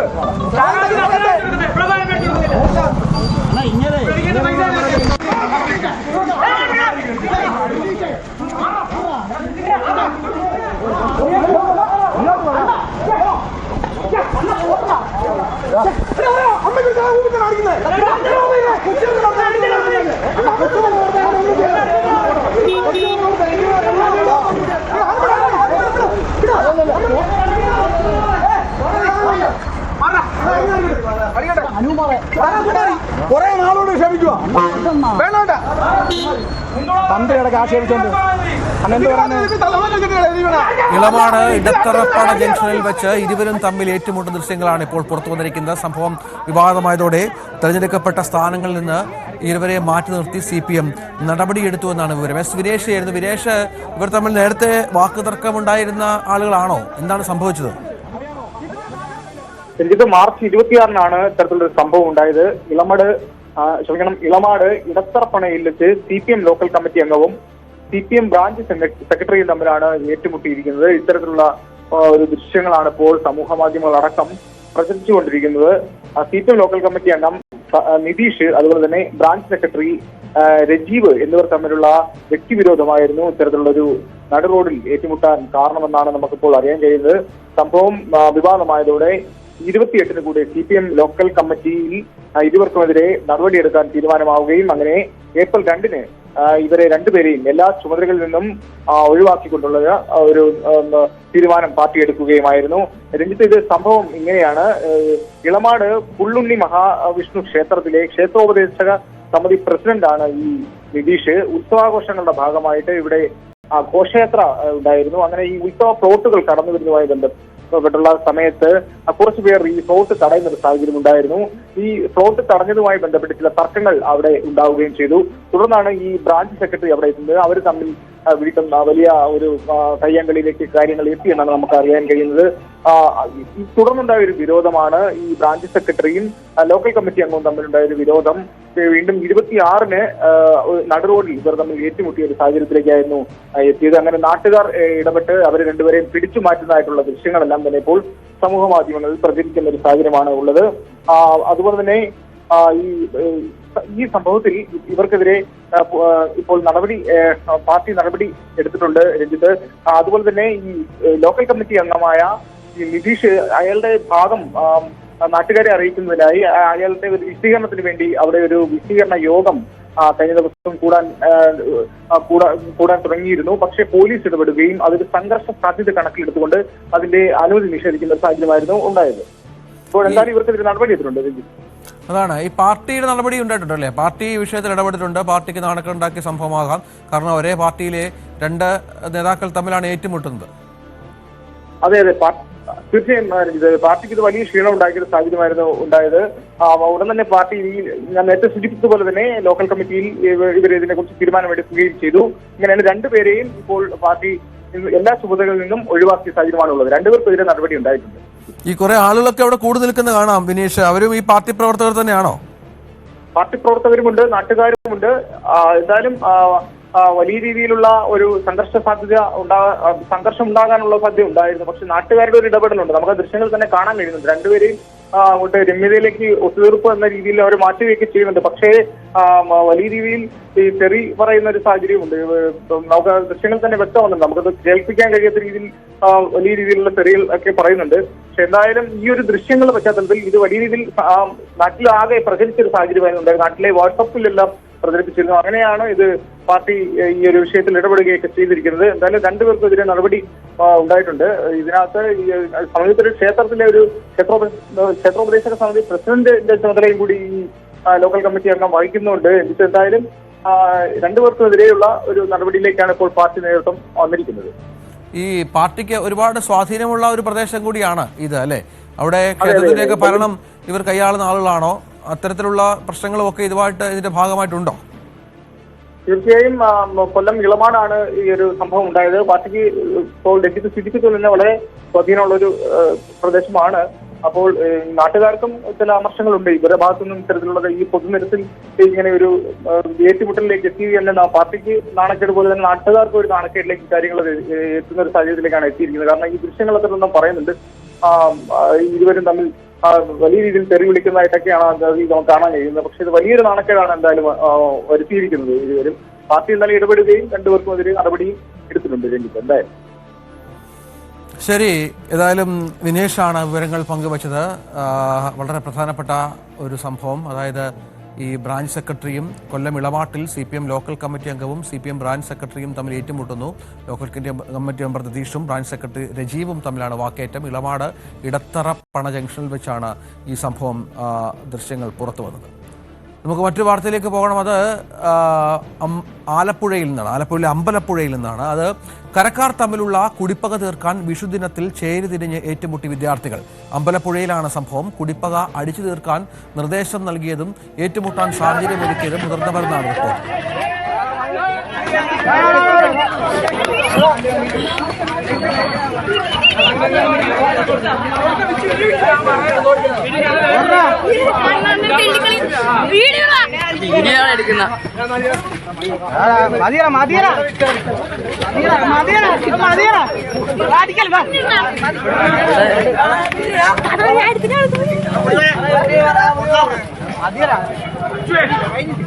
ആരെയൊക്കെ എടുക്കുന്നുണ്ട്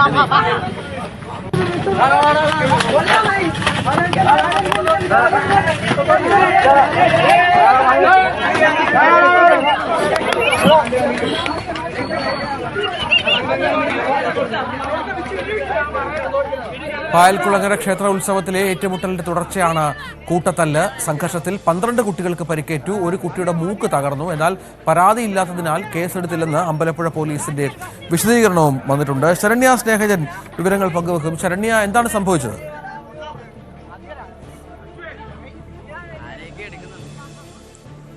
രഞ്ജിത്ത്, അമ്പലപ്പുഴയിലെ 2 കരക്കാർ തമ്മിലുള്ള തർക്കം അത് വർഷങ്ങളായിട്ട് ഇത്തരത്തിൽ വളപ്പ് ഒപ്പം തന്നെ കാപ്പ കരക്കാർ തമ്മിൽ ഉള്ള, അതായത് ക്ഷേത്രത്തിന്റെ കിഴക്ക് ഭാഗത്തും ഒപ്പം തന്നെ ഹൈവേക്ക് പടിഞ്ഞാറ് ഭാഗത്തുമുള്ള 2 കരകളിലുള്ള ആളുകൾ തമ്മിൽ നിരന്തരം സംഘർഷം ഉണ്ടാവാറുണ്ട്.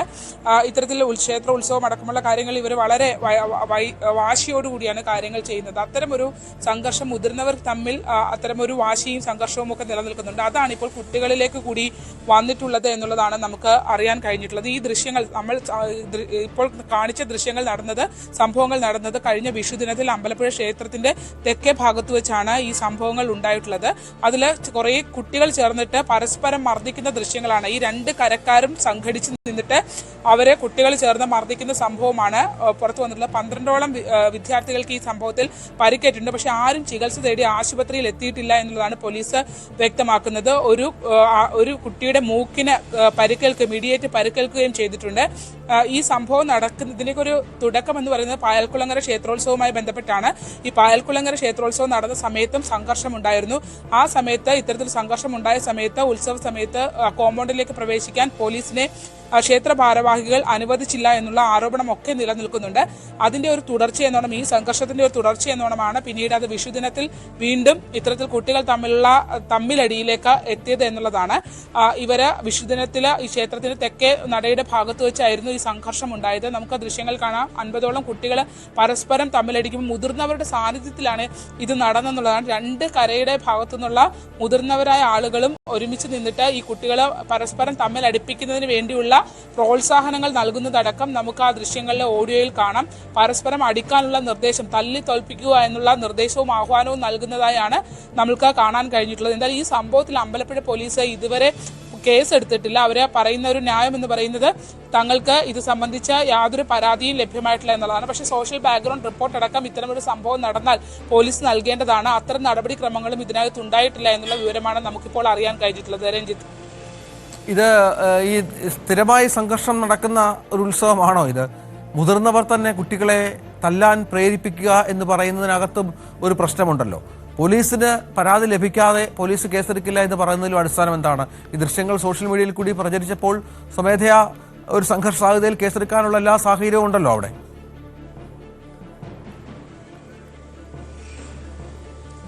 തീർച്ചയായിട്ടും അത്തരത്തിൽ ഒന്ന് ചെറിയ പ്രായപൂർത്തിയാകാത്ത കുട്ടികളാണ് ഈ സംഘർഷത്തിൽ ഏർപ്പെട്ടിട്ടുള്ളത്. എങ്കിൽ പോലും സോഷ്യൽ ബാക്ക്ഗ്രൗണ്ട് റിപ്പോർട്ട് പോലീസ് തയ്യാറാക്കി അതാത് ഇപ്പോൾ ജുവനൈൽ വിഭാഗമാണെങ്കിൽ അതാത് വകുപ്പുകൾക്ക് ആ റിപ്പോർട്ട് നൽകേണ്ടതാണ്. പക്ഷെ അത്തരമൊരു റിപ്പോർട്ടോ കാര്യങ്ങളോ നൽകിയിട്ടില്ല എന്നുള്ള വിവരമാണ് നമുക്ക് ലഭിക്കുന്നത്. മാത്രമല്ല ഇതിനകത്ത്, അതായത് ഈ പരിക്കേറ്റ കുട്ടികൾ ആരും തന്നെ ആശുപത്രിയിൽ പോയി ചികിത്സ തേടുകയോ അവിടുന്ന് ഒരു ഇന്റിമേഷൻ പോലീസിന് പോവുകയോ ചെയ്തിട്ടില്ല. അതുകൊണ്ട് തന്നെ അത്തരം ഒരു പരാതി ലഭിച്ചിട്ടില്ല, ആശുപത്രിയിൽ ചികിത്സ തേടിയിട്ടില്ല. അതുകൊണ്ട് ഈ സംഭവത്തിനകത്ത് തങ്ങൾ മറ്റു നടപടിക്രമങ്ങളിലേക്ക് കടന്നിട്ടില്ല എന്നുള്ള ഒരു വാദമാണ് പോലീസ് ഉന്നയിക്കുന്നത്. പക്ഷേ അത് ശരിയല്ല. കാരണം ഇത്രയും കുട്ടികൾ കൂടി നിന്ന് പരസ്പരം സംഘർഷത്തിൽ ഏർപ്പെടുകയും പരസ്യമായി സംഘർഷത്തിൽ ഏർപ്പെടുകയും ചെയ്യുന്ന ദൃശ്യങ്ങളാണ് ഇപ്പോൾ പുറത്തു വന്നുകൊണ്ടിരിക്കുന്നത്. ആ ദൃശ്യങ്ങളിൽ തന്നെ മുതിർന്നവരുടെ സാന്നിധ്യം നമുക്ക് അറിയാൻ കഴിയുന്നുണ്ട്. അവര് ഈ ഒരു സംഭവത്തെ പ്രോത്സാഹിപ്പിക്കുകയാണ് ചെയ്യുന്നത്. അത്തരം ഒരു വിഷയത്തിനകത്ത് ഈ മുതിർന്നവരുടെ ഒരു പ്രോത്സാഹനവും മുതിർന്നവരുടെ ഒരു ഇടപെടലും ഈ 2 കരകളുടെ കുട്ടികളെ തമ്മിലടിപ്പിക്കുന്നതിനകത്തും ഉണ്ടായിട്ടുണ്ട് എന്നുള്ളതാണ് മനസ്സിലാക്കാൻ കഴിയുന്നത്.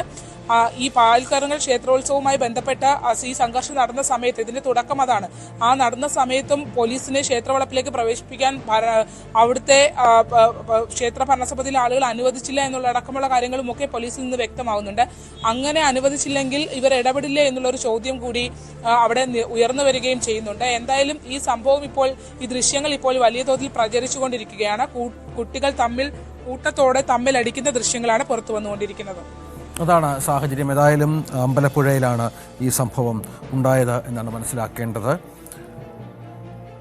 മറ്റൊരു വാർത്ത മംഗളൂരുവിൽ നിന്നാണ്. അവിടെ സംസാരശേഷിയില്ലാത്ത യുവതിയെ കൂട്ടബലാത്സംഗം ചെയ്തു. പശ്ചിമ ബംഗാൾ സ്വദേശിനിയാണ് ബലാത്സംഗത്തിന് ഇരയാക്കിയത്. സംഭവത്തിൽ 3 പേർ അറസ്റ്റിലായി. Already the investigation is being done in this regard. We have detained these 3 people and we are doing the further investigation. As per the statement of the victim, we have registered rape case against the 3 accused and we are further investigating. The medical examination is being done and once we get the complete medical report, we'll come to know what exactly has happened. KV Baiju വിവരങ്ങൾ പങ്കുവെക്കും. ബൈജു ഒരു മലയാളി യുവാവിൻ്റെ കൂടെ എത്തിയ കുട്ടിയാണ് എന്ന് മനസ്സിലാകുന്നുണ്ട്. അതാണ് നമുക്ക് ലഭിക്കുന്ന പ്രധാനപ്പെട്ട ഒരു വിവരം. എന്താണ് സംഭവിച്ചത്? ഈ മേഖലയൊക്കെ അത്ര സ്ത്രീകൾക്കൊക്കെ സുരക്ഷിതമില്ലാത്തൊരു പ്രദേശമാണോ?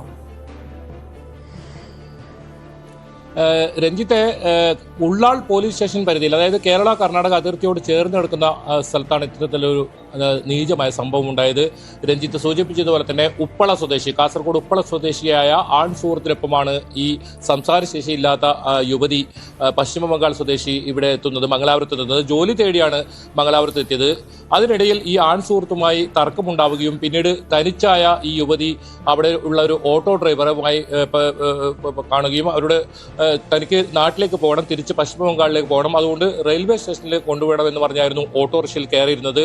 പക്ഷേ കങ്കരാടി റെയിൽവേ സ്റ്റേഷനിൽ കൊണ്ടുപോകുന്നതിന് പകരം മറ്റൊരു സ്ഥലത്തേക്ക്, ഈ നേരത്തെ പറഞ്ഞ ഈ സ്ഥലത്തേക്ക് കൊണ്ടുപോവുകയും പിന്നീട് ഇയാളുടെ 2 സുഹൃത്തുക്കളെ വിളിച്ചു വരുത്തി ഇങ്ങനെ 3 പേർ ചേർന്ന് ഈ യുവതിയെ, സംസാരശേഷിയില്ലാത്ത യുവതിയെ കൂട്ടബലാത്സംഗം ചെയ്യുകയായിരുന്നു. ഇതിൽ സംഭവത്തിൽ 3 പേരെ ഇപ്പോൾ പോലീസ് അറസ്റ്റ് ചെയ്തിട്ടുണ്ട്. അതായത് മുൽക്കി സ്വദേശി പ്രഭുരാജ്, ഒപ്പം കുമ്പള സ്വദേശിയായ ഒരാൾ, അതുപോലെ തന്നെ മണി എന്ന് പറയുന്ന ഒരാൾ, മിഥുൻ, കുമ്പള സ്വദേശി മിഥുൻ, ഒപ്പം മണി എന്ന് പറയുന്ന ഒരാൾ. മംഗലാപുരത്ത് തന്നെയുള്ളവരാണ് ഇവർ 3 പേരും. 3 പേരെയാണ് ഇപ്പോൾ പോലീസ് അറസ്റ്റ് ചെയ്തിട്ടുള്ളത്. ഇതിൽ കൂടുതൽ പേർ ഈ പെൺകുട്ടിയെ ഇത്തരത്തിൽ കൂട്ടബലാത്സംഗത്തിന് ഇരയാക്കിയിട്ടുണ്ടോ എന്ന കാര്യം പോലീസ് അന്വേഷിക്കുന്നുണ്ടെന്നാണ് പറഞ്ഞത്. നിലവിൽ പെൺകുട്ടിയുടെ പരാതിയിൽ ഇപ്പോൾ ഈ 3 പേർക്കെതിരെ ബലാത്സംഗ കുറ്റം ഇപ്പോൾ രജിസ്റ്റർ ചെയ്തിട്ടുമുണ്ട്.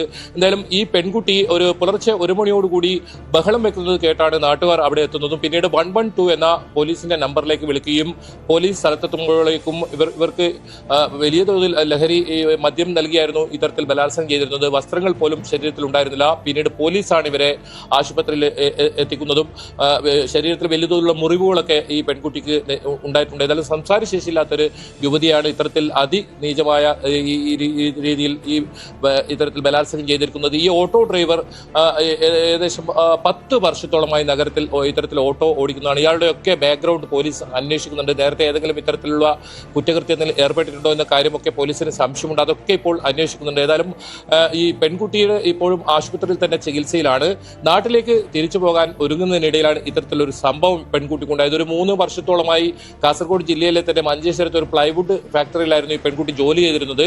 ഈ ആൺ സുഹൃത്ത് മംഗളൂരുവിൽ ജോലി തരപ്പെടുത്തി കൊടുക്കാമെന്ന് പറഞ്ഞായിരുന്നു അത്തരത്തിൽ കൂട്ടിക്കൊണ്ടു പോകുന്നതും പിന്നീട് അവിടെ നിന്നും ഒരു മൊബൈൽ ഫോണിനെ ചൊല്ലിയുള്ള തർക്കത്തെ തുടർന്ന് ഈ ആൺ സുഹൃത്ത് പെൺകുട്ടി അവിടെ ഉപേക്ഷിച്ച് പോവുകയായിരുന്നു. ആ തനിച്ചായ ഒരു പെൺകുട്ടിയാണ് ഇത്തരത്തിൽ ഓട്ടോ ഡ്രൈവർ അയാളുടെ 2 സുഹൃത്തുക്കളെയും കൂട്ടി വലിയ തോതിലുള്ള ബലാത്സംഗം ഇരയായിരിക്കുന്നത്. എന്തായാലും പോലീസ് കൂടുതൽ പേരുണ്ടോ എന്ന കാര്യത്തിൽ അന്വേഷണം നടക്കുന്നുണ്ട്. കേരളത്തിൽ നിന്നുള്ള ഏതെങ്കിലും ആളുകൾ, അതായത് കാസർഗോഡ് സ്വദേശികളെ ആരെങ്കിലും ഇതിൽ ഉൾപ്പെട്ടിട്ടുണ്ടോ എന്ന് തുടങ്ങിയ കാര്യങ്ങളൊക്കെ പോലീസ് അന്വേഷിക്കുന്നുണ്ട്. എന്തായാലും ഇപ്പോൾ 3 പേരുടെ അറസ്റ്റാണ് പോലീസ് രേഖപ്പെടുത്തിയിരിക്കുന്നത്. രഞ്ജിത്ത്, ഈ ആൺസുഹൃത്തിന്റെ മൊഴി പൂർണ്ണമായും പോലീസ് വിശ്വസിച്ചിട്ടുണ്ടോ? കാരണം ഇതിനിടയ്ക്കൊക്കെ ഒരുപാട് ദുരൂഹതകൾ സംഭവിക്കാനുള്ള സാഹചര്യമുണ്ട്. ഇയാൾ അങ്ങനെ ഉപേക്ഷിച്ചിട്ട് പോവുക, ഒപ്പം പോയൊരു പെൺകുട്ടി എന്ന് പറയുന്നതിനകത്തും ഒരു പ്രശ്നമുണ്ട്. അതുകൊണ്ട് തന്നെ ഈ നേരത്തെ ബൈജു പറഞ്ഞതുപോലെ കൂടുതൽ ആളുകൾ ഉൾപ്പെട്ടിട്ടുണ്ടോ എന്ന കാര്യത്തിലും വ്യക്തത വരേണ്ടതുണ്ട്. അങ്ങനെ ഒരുപാട് സംശയങ്ങൾ കൂടി ബാക്കി വെക്കുന്ന ഒരു സംഭവമല്ലേ ഇത്? തീർച്ചയായും ആ കാര്യത്തിൽ സംശയാസ്പദമായ സാഹചര്യം അതിലും നിലനിൽക്കുന്നുണ്ട്. പക്ഷേ പോലീസിന് ഒരു സംസാരശേഷിയില്ലാത്തൊരു പെൺകുട്ടി ഇത്തരത്തിൽ ബലാത്സംഗത്തിനിരയായി മണിക്കൂറുകൾക്കൊക്കെ തന്നെ ഇതിൽ 3 പ്രതികളെ പിടികൂടാനായത് അത് തന്നെ വലിയ കാര്യം തന്നെയാണ്. പോലീസിനെ സംബന്ധിച്ചിടത്തോളം അത് നേട്ടം തന്നെയാണ്. കാരണം അങ്ങനെയുള്ള ഒരു സാഹചര്യമാണ്. പുലർച്ചെ 1 മണിക്കാണ്, ആളുകളൊന്നും ഇല്ലാത്ത ഒറ്റപ്പെട്ട് കിടക്കുന്ന ഒരു സ്ഥലത്താണ് ഈ സംഭവം ഉണ്ടായത്. പിന്നീട് പെൺകുട്ടി ബഹളം വെച്ച് ആളുകളുള്ള ഇടത്തേക്ക് എത്തുകയും ആ ആളുകൾ പോലീസിനെ അറിയിച്ചതിനെ തുടർന്നാണ് ആശുപത്രിയിലേക്ക് എത്തിക്കാനും ഒക്കെ കഴിഞ്ഞത്. അതിൽ 3 പേരെ പോലീസിന് പിടികൂടാൻ തുടക്കത്തിൽ തന്നെ വളരെ വേഗം മണിക്കൂറുകൾക്ക് തന്നെ കഴിഞ്ഞു. ഈ ആൺ സുഹൃത്തും പോലീസിന്റെ നിരീക്ഷണത്തിൽ തന്നെയാണുള്ളത്, പോലീസ് കസ്റ്റഡിയിലാണുള്ളത്. ഇയാളെ കൂടുതൽ ചോദ്യം ചെയ്യുന്നുണ്ടെന്ന് തന്നെയാണ് പറയുന്നത്. ഏതായാലും ഇയാൾ നേരത്തെ തന്നെ ഈ പെൺകുട്ടിയുമായി അടുപ്പത്തിലായിരുന്നു. അങ്ങനെയാണ് ഈ മംഗളൂരിനെ കൊണ്ടുവന്നത്. പക്ഷേ ഒരു മൊബൈൽ ഫോണിനെ ചൊല്ലിയുള്ള തർക്കവും പിന്നീട് ഈ മൊബൈൽ ഫോൺ ഇയാൾ വാങ്ങി എറിഞ്ഞു തകർക്കുകയായിരുന്നു. ഈ മൊബൈൽ ഫോൺ നന്നാക്കാൻ വേണ്ടിയാണ് യുവതി നഗരത്തിലേക്ക് വരുന്നതും. ആ ദിവസം തന്നെ ട്രെയിനിന് ടിക്കറ്റ് ബുക്ക് ചെയ്തിരുന്നു. പശ്ചിമ ബംഗാളിലേക്ക് തിരിച്ചു പോകാൻ ഒരുങ്ങുകയായിരുന്നു ഈ പെൺകുട്ടി. അതിനിടയിലാണ് ഈ ഓട്ടോ ഡ്രൈവറെ കാണുകയും ഇയാളുടെ സൗഹൃദത്തിലാവുകയും പിന്നീട് ഈ മൊബൈൽ ഫോൺ ശരിയാക്കി തരാമെന്ന് പറഞ്ഞൊരു കടയിലേക്ക് കൂട്ടിക്കൊണ്ടു പോകുന്നതൊക്കെ തിരിച്ച് കങ്കനാടി റെയിൽവേ സ്റ്റേഷനിൽ കൊണ്ടുവിടുന്നതിന് പകരം കേരള കർണാടക അതിർത്തിയുള്ള ഉള്ളാൾ പോലീസ് സ്റ്റേഷൻ പരിധിയിലുള്ള ഈ പ്രത്യേക ആള് ഒഴിഞ്ഞ ഒരു സ്ഥലം, കടൽ പ്രദേശം കൂടിയാണ്. ആ പ്രദേശത്തേക്ക് ഈ പെൺകുട്ടിയെ കൊണ്ടുപോകുന്നതും ആളൊഴിഞ്ഞ ഒരു കെട്ടിടത്തിനകത്ത് നിന്നും ഇത്തരത്തിൽ ബലാത്സംഗം ചെയ്യുന്ന ഒരു സാഹചര്യമാണ്. സംസാരശേഷി ഇല്ലാത്തതുകൊണ്ട് തന്നെ ആ സമയത്ത് ആർക്കെങ്കിലും ഇത് കണ്ടെത്താൻ കഴിഞ്ഞില്ല. പിന്നീട് അതുമാത്രമല്ല മദ്യം നൽകിയിരുന്നു. വലിയ തോതിൽ അബോധാവസ്ഥയിലായിരുന്ന പെൺകുട്ടിയെ പിന്നീട് ആ രീതിയിലായിരുന്നു പിന്നീട് ബലാത്സംഗം ചെയ്തതും. എന്തായാലും പോലീസിനെ സംബന്ധിച്ചിടത്തോളം ആൺ സുഹൃത്തിനെ ചോദ്യം ചെയ്യുന്നുണ്ട്. നിലവിൽ ആൺ സുഹൃത്തിനെതിരെ കേസ് രജിസ്റ്റർ ചെയ്തിട്ടില്ല. ഇയാളെ ചോദ്യം ചെയ്യുന്നുണ്ടെന്നാണ് പോലീസ് പറഞ്ഞത്. മണിക്കൂറുകളൊക്കെ തന്നെ ഈ പ്രതികളെ പിടികൂടാനായത് തന്നെയാണ് പോലീസിനെ സംബന്ധിച്ചുള്ള നേട്ടം. അത് കമ്മീഷണറും അത് തന്നെയാണ് വ്യക്തമാക്കിയത്. കൂടുതൽ അന്വേഷണം നടക്കുന്നുണ്ട്. ഈ പെൺകുട്ടിയുടെ വിശദമായ മൊഴി ഏതെങ്കിലും തരത്തിൽ എടുക്കേണ്ടതുണ്ട്. പെൺകുട്ടി ഇപ്പോഴും ആശുപത്രിയിൽ ചികിത്സയിൽ തന്നെയാണ്. നിരവധി മുറിവുകൾ ശരീരത്തിലുണ്ടെന്നാണ് പോലീസ് പറയുന്നത്. അതുകൊണ്ട് തന്നെ അത് വൈകും. കൂടുതൽ പേരുണ്ടോ എന്ന കാര്യത്തിൽ പോലീസിന്റെ അന്വേഷണം നടക്കുന്നുണ്ട്. ഇപ്പോൾ അറസ്റ്റിലായവരെയും വിശദമായി ചോദ്യം ചെയ്യുന്നുണ്ട്. രഞ്ജിത്ത്. ശരി, KV ബൈജു വിവരങ്ങൾ പങ്കുവച്ചു. നമ്മൾ തന്നെയാണ് ന്യൂസ് 18 ആലപ്പുഴ ബ്യൂറോയിൽ നിന്ന് ശരണ്യ തന്നെയാണ് നേരത്തെ KSFE-യിലെ ആധാരം, KSFE-യിൽ ഈടായി നൽകിയ ആധാരം ഉപയോഗിച്ചുള്ള ജീവനക്കാരുടെ തട്ടിപ്പ് പുറത്തു വന്നത്. 30 ലക്ഷം രൂപയാണ് തട്ടിപ്പ് നടത്തിയത്. KSFE ഇരുമ്പുപാലം സെക്കൻഡ് ബ്രാഞ്ചിൽ ഈടായി നൽകിയ കലവൂർ ആപ്പൂർ സ്വദേശി സുമയുടെ ആധാരം ഉപയോഗിച്ചായിരുന്നു തട്ടിപ്പ്. സ്പെഷ്യൽ ഗ്രേഡ് അസിസ്റ്റന്റായ രാജീവ് സ്വന്തം ചിട്ടിക്ക് ജാവുമായി നൽകി 30 ലക്ഷം രൂപയാണ് ബാധ്യത ഉണ്ടാക്കിയത്. ഇപ്പോൾ ഏറ്റവും പുതിയ വിവരമെന്നുള്ളത് ഈ ജീവനക്കാരനെ സസ്പെൻഡ് ചെയ്തു എന്ന പ്രധാനപ്പെട്ട വിവരം കൂടി ഈ ഘട്ടത്തിൽ പുറത്തു വരുന്നുണ്ട്. KSFE നടപടി ആരംഭിച്ചിരിക്കുന്നു. കാരണം ഇയാൾക്കെതിരെ നടപടി ഉണ്ടാകാത്തതിനാൽ വലിയ തോതിലുള്ള വിമർശനമൊക്കെ ഉണ്ടായിരുന്നു. ജീവനക്കാരൻ MD K സനിലാണ് ഇക്കാര്യം അറിയിച്ചിരിക്കുന്നത്. ആശങ്കയ്ക്ക് വകയില്ല. KSFE-യുടെ വിജിലൻസ് വിഭാഗവും ഈ വിഷയം അന്വേഷിക്കുന്നുണ്ട്. ശരണ്യ, ഏറ്റവും ഒടുവിൽ അതിലേക്ക് പോകാം, വളരെ പെട്ടെന്ന് അതിലേക്ക് പോകാം. വായ്പ തിരിച്ചടച്ചു കഴിഞ്ഞാണ് ഞങ്ങൾ ആധാരം ചോദിക്കുമ്പോഴത്തേക്കുമാണ് പറയുന്നത് ഒരെണ്ണവേ ഉള്ളൂ, ഒരെണ്ണം ഇല്ലെന്ന് പറയുന്നു. അത് ആരുടെ നിങ്ങളുടെ ലോണിന് വേണ്ടി ഉപയോഗിച്ചിരിക്കുന്നത് ഏത് ആധാരം മാത്രമാണ്? ഞങ്ങളുടെ ലോണിന് ഉപയോഗിച്ച് ഭർത്താവിന്റെ ആധാരമാണ് ലോണിന് വേണ്ടിയിട്ട് ഉപയോഗിച്ചിരിക്കുന്നത്. അതായത് വഴിക്കെന്ന് പറഞ്ഞ കുറവ് ഭൂമിയുള്ള ആധാരമാണ്, കൊടുത്ത ആധാരമാണ് ഞങ്ങളുടെ ആവശ്യത്തിനായി ഉപയോഗിച്ചിരിക്കുന്നത്. ഈ വീട് നിൽക്കുന്ന സ്ഥലത്തിന്റെ ആധാരം, ഈ വീട് നിൽക്കുന്ന സ്ഥലത്തിന്റെ ആധാരം ഞങ്ങൾ അന്വേഷിച്ചപ്പോഴാണ് അറിയുന്നത് രാജീവ് എന്ന ഞങ്ങളുടെ അയൽവാസിയായ KSFE ജീവനക്കാരൻ അവന്റെ ചിട്ടിക്ക് ഈടായിട്ട് വെച്ചിരിക്കുകയാണെന്ന് അറിയുന്നത്. അപ്പോഴാണ് ഞങ്ങൾ അന്വേഷിച്ചത്. എത്ര ലക്ഷം രൂപയുടെ ചിട്ടിയാണ്? 50 ലക്ഷത്തിന്റെ 2 ചിട്ടി. 50 ലക്ഷത്തിന്റെ 2 ചിട്ടികൾക്ക് ഈടായി കൊടുത്തിരിക്കുന്നത് നിങ്ങളുടെ ഈ 12 സെന്റ് ഭൂമിയാണ്. 12 സെന്റ് ഭൂമിയുടെ ആധാരമാണ് അവൻ ഈടായിട്ട് നൽകി. ഞങ്ങൾ രണ്ടുപേരും ഒപ്പിട്ട് കൊടുത്തിട്ടില്ല. ഇത് നമ്മളവിടെ മാനേജർക്കടുത്ത് ചെന്ന് സംസാരിച്ച് കുറെ വെള്ള പേപ്പറുകളിലൊക്കെ ഈ സുമയുടെ ഒപ്പൊക്കെ ഈ രാജീവ് ഇട്ട് വെച്ചിട്ടുണ്ട്. വ്യാജമായിട്ട് വെള്ള പേപ്പർ ഒപ്പിട്ട് വെച്ച് സുമ ഈ രാജീവിന്റെ സഹോദരിയാണെന്ന് വരെ അതിൽ എഴുതി വെച്ചിട്ടുണ്ട്. അപ്പോൾ നിങ്ങൾ ഇതിനകത്ത് അന്വേഷണം നടത്തണമെന്ന് KSFE എടുത്ത് നമ്മൾ ഞാൻ എൻ്റെ അളിയനും കൂടെ നേരിട്ട് ചോദിച്ചാണ്. ഇത്രയും കുടിശ്ശികളുടെ ജീവനക്കാരന് എതിരെ എന്താണ് നിങ്ങളെ നടപടി എടുക്കാത്തതെന്ന് ചോദിച്ചു. തട്ടിപ്പ് നടന്നു നിങ്ങൾ ബോധ്യപ്പെടുത്തിയല്ലോ? ഞങ്ങൾ തട്ടിപ്പ് നടത്തിയെന്ന് അവിടെ ബോധ്യപ്പെടുത്തി. അവർക്കെല്ലാം പരാതി കൊടുത്തിട്ട് ഒരു നടപടിയില്ല. ഈ ജീവനക്കാരെല്ലാം ഒറ്റക്കെട്ട. ഈ പരാതിക്കൊടുവിൽ പരിഹാരമുണ്ടായിരിക്കുന്നു ശരണ്യ. കാരണം ജീവനക്കാരൻ രാജീവിനെ സസ്പെൻഡ് ചെയ്തതായി MD K സനിൽ അറിയിച്ചിരിക്കുന്നതാണ് നമുക്ക് മനസ്സിലാകുന്നത്. പക്ഷെ നമുക്ക് ഈ സംഭവത്തിന്റെ പശ്ചാത്തലത്തിലേക്കൊന്ന് പോകണം. ഇത്ര വലിയ തട്ടിപ്പ് എന്നുള്ളത് ചെറിയ കാര്യമല്ല ഒരു പൊതുമേഖലാ സ്ഥാപനത്തെ സംബന്ധിച്ചിടത്തോളം.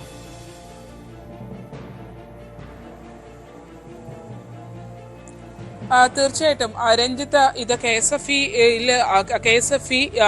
ഇരുമ്പുപാലം ബ്രാഞ്ചിൽ നടന്ന തട്ടിപ്പാണ്. അതായത് അവിടുത്തെ ജീവനക്കാരനായ രാജീവാണ് ഇങ്ങനെ ഒരു തട്ടിപ്പ് നടത്തിയിരിക്കുന്നത്. ആധാരം ഉപയോഗിച്ച് KSFE-യിൽ ചിട്ടി ചേർന്ന വ്യക്തിയുടെ ആ ചിട്ടിയിൽ നിന്നും ഒരു പേഴ്സണൽ ലോൺ 6 ലക്ഷം രൂപയുടെ വായ്പയായി എടുത്തിരുന്നു.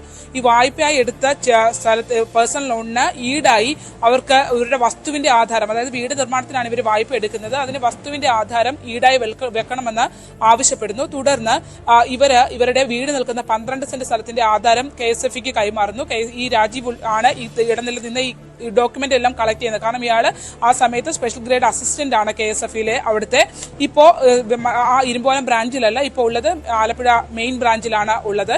അപ്പോൾ അവിടെ നിന്നും ഇത് കളക്ട് ചെയ്യുന്നു. തുടർന്ന് ഇവരോട് പറയുന്നു ഈ 12 സെന്റ് ഭൂമിയുടെ ആധാരം മാത്രമല്ല അതിലേക്ക് കടക്കുന്ന വഴി കൂടി ഉൾപ്പെടുന്ന ഈ സുമയെന്ന് പറയുന്ന ആപ്ലിക്കന്റിന്റെ ഭർത്താവിന്റെ ആധാരം കൂടി, ആ പ്രോപ്പർട്ടിയുടെ ആധാരം കൂടി വേണമെന്ന് പറയുന്നു. അങ്ങനെ 20 സെന്റ് 6 ലക്ഷം രൂപയ്ക്കായി 20 സെന്റ് ഭൂമിയുടെ ആധാരം ഇവരുടെ കയ്യിൽ നിന്ന് വാങ്ങിയതിനു ശേഷം പിന്നീട് ഇവര് ഈ ലോൺ തിരിച്ചടച്ചുകൊണ്ടിരിക്കുകയായിരുന്നു. ഇത്രയും വർഷമായിട്ടും അതിനെ സംബന്ധിച്ച് അവർ അന്വേഷിച്ചില്ല. ഈ ലോൺ തിരിച്ചടച്ചു, ഇവരെടുത്തിരുന്ന ഒരു പേഴ്സണൽ ലോൺ അതും തിരിച്ചടച്ചു കഴിഞ്ഞ് ഈ ആധാരം തിരിച്ചു വാങ്ങുന്നതുമായി ബന്ധപ്പെട്ട് ഏത് ആധാരത്തിനാണ് ആപ്ലിക്കേഷൻ വെക്കേണ്ടതെന്ന് പറഞ്ഞ് KSFE സമീപിക്കുമ്പോഴാണ് അതിൽ ഒരു ആധാരം മാത്രമേ ഇവരുടെ ഈ വായ്പയ്ക്കായി ഉപയോഗിച്ചിട്ടുള്ളൂ എന്നുള്ളത് മനസ്സിലാകുന്നത്. മാത്രമല്ല ഈ ആധാരം ഉപയോഗിച്ച് അവിടുത്തെ ജീവനക്കാരനായ രാജീവ് ഇവരുടെ ആധാരം ഉപയോഗിച്ച് രാജീവിന്റെ ചിട്ടി, അതായത് 50 ലക്ഷത്തോളം വരുന്ന രൂപയുടെ ചിട്ടിക്ക് ആധാരമായി ഈ സുമയുടെ 12 സെന്റ് വീട് നിൽക്കുന്ന 12 സെന്റ് ഭൂമിയുടെ ആധാരമാണ് ഉപയോഗിച്ചിട്ടുള്ളത് എന്നുള്ളത് പുറത്തു വരുന്നത്. മാത്രമല്ല ഇവർക്ക് റവന്യൂ റിക്കവറി നോട്ടീസും ഈ കുടുംബത്തിന് വന്നു എന്നുള്ളതാണ്. 30 ലക്ഷം ബാധ്യതയുണ്ട്, ജപ്തി ചെയ്യുമെന്ന് ചൂണ്ടിക്കാട്ടിയാണ് KSFE-യിൽ നിന്ന് റവന്യൂ റിക്കവറി നോട്ടീസ് വന്നത്. റവന്യൂ റിക്കവറി നോട്ടീസ് വന്നപ്പോഴാണ് രാജീവാണ് ആ ചിട്ടി ഹോൾഡർ എന്നുള്ളത് ഇവർക്ക് മനസ്സിലാവുകയും ഇവരുടെ ആധാരമാണ് അതിനായി ഉപയോഗിച്ചിട്ടുള്ളത് എന്ന് വ്യക്തമാവുകയും ചെയ്തിട്ടുള്ളത്. തുടർന്നാണ് ഇവര് പരാതി നൽകിയിരുന്നത്. ഇപ്പോൾ മണ്ണഞ്ചേരി പോലീസ് ഇതിനകത്ത് കേസെടുത്ത് അന്വേഷണം ആരംഭിച്ചിട്ടുണ്ട്. ഏറ്റവും പ്രധാനപ്പെട്ടതായി പറയാനുള്ളത് ഇപ്പോൾ KSFE അവരുടെ നിലപാട് വ്യക്തമാക്കിയിട്ടുണ്ട്. അതായത് മറ്റ് ആശങ്കകൾക്ക് വകയില്ല. കാരണം ഇതൊരു ജീവനക്കാരന്റെ ഭാഗത്തു നിന്നുണ്ടായ വീഴ്ചയാണ്. കൃത്യമായ അന്വേഷണം KSFE-യുടെ ഭാഗത്തു നിന്ന് ഉണ്ടാകും. KSFE വിജിലൻസ് വിഭാഗം അത് അന്വേഷിക്കുന്നുണ്ട്. ഒപ്പം തന്നെ രാജീവിനെ സസ്പെൻഡ് ചെയ്തു എന്നുള്ളതാണ് ഇപ്പോൾ KSFE MD ഡോക്ടർ സാനിൽ വ്യക്തമാക്കിയിട്ടുള്ളത്. ഒപ്പം തന്നെ ഇത് രാജീവുമായി ബന്ധപ്പെട്ട് മറ്റ് കാര്യങ്ങൾ നടന്നിട്ടുണ്ടോ എന്നതിനെ സംബന്ധിച്ചുള്ള പരിശോധനകൾ നടന്നു വരികയാണ്. ഇതൊരു ബ്രാഞ്ചിൽ മാത്രമായി ഒതുങ്ങുന്ന സംഭവമാണ് എന്നാണ് അദ്ദേഹം പറയുകയും ചെയ്തിട്ടുള്ളത്. ഒപ്പം തന്നെ ഈ കൂടുതൽ പ്രശ്നങ്ങൾ ഉണ്ടായിട്ടുണ്ടോ എന്നതിനെ സംബന്ധിച്ച് അന്വേഷണം ഉണ്ടാകും. മറ്റേതെങ്കിലും ഉദ്യോഗസ്ഥർക്ക് ഇതുമായി ബന്ധപ്പെട്ട് ഇൻവോൾവ്മെന്റ് ഉണ്ടെങ്കിൽ അതും അതിനകത്തും നടപടി ഉണ്ടാകും എന്നുള്ളതാണ് അദ്ദേഹം വ്യക്തമാക്കിയിട്ടുള്ളത്. ഒപ്പം തന്നെ ഇപ്പോൾ നിലവിൽ റവന്യൂ റിക്കവറി നടപടികൾ നേരിടുന്നത് താൽക്കാലികമായി നിർത്തിവെക്കാനുള്ള തീരുമാനവും KSFE-യുടെ ഭാഗത്തു നിന്ന് ഉണ്ടായിട്ടുണ്ടെന്നാണ് പ്ലാനിംഗ് മാനേജർ ഉൾപ്പെടെ അറിയിച്ചിട്ടുള്ളത്. രഞ്ജിത്ത്. ശരി, ശരണ്യ സ്നേഹജനാണ് വിവരങ്ങൾ പങ്കുവച്ചത്. ഇപ്പോൾ യാക്കോബായ സഭയുടെ ശ്രേഷ്ഠ കാത്തോലിക്ക ബസേലിയോസ് ജോസഫ് ബാവ കോട്ടയത്ത് മാധ്യമങ്ങളെ കാണുന്നു. തത്സമയം പ്രതീക്ഷിച്ചിരുന്നില്ല, പക്ഷേ ഇപ്പോഴും പഴയ നിലയിൽ തന്നെ പുതിയ പുതിയ വ്യവഹാരങ്ങളൊക്കെ ആയിട്ട് മുൻപോട്ട് പോകണമെന്നുള്ള ഒരു മനസ്സാണ് അവരിലെ സഹോദരങ്ങളെ കണ്ടുവരുന്നത്. അത് ഇന്നല്ലെങ്കിൽ നാളെ അതിനൊക്കെ ഒരു മാറ്റം ഉണ്ടാകട്ടെ എന്നുള്ള പ്രതീക്ഷ.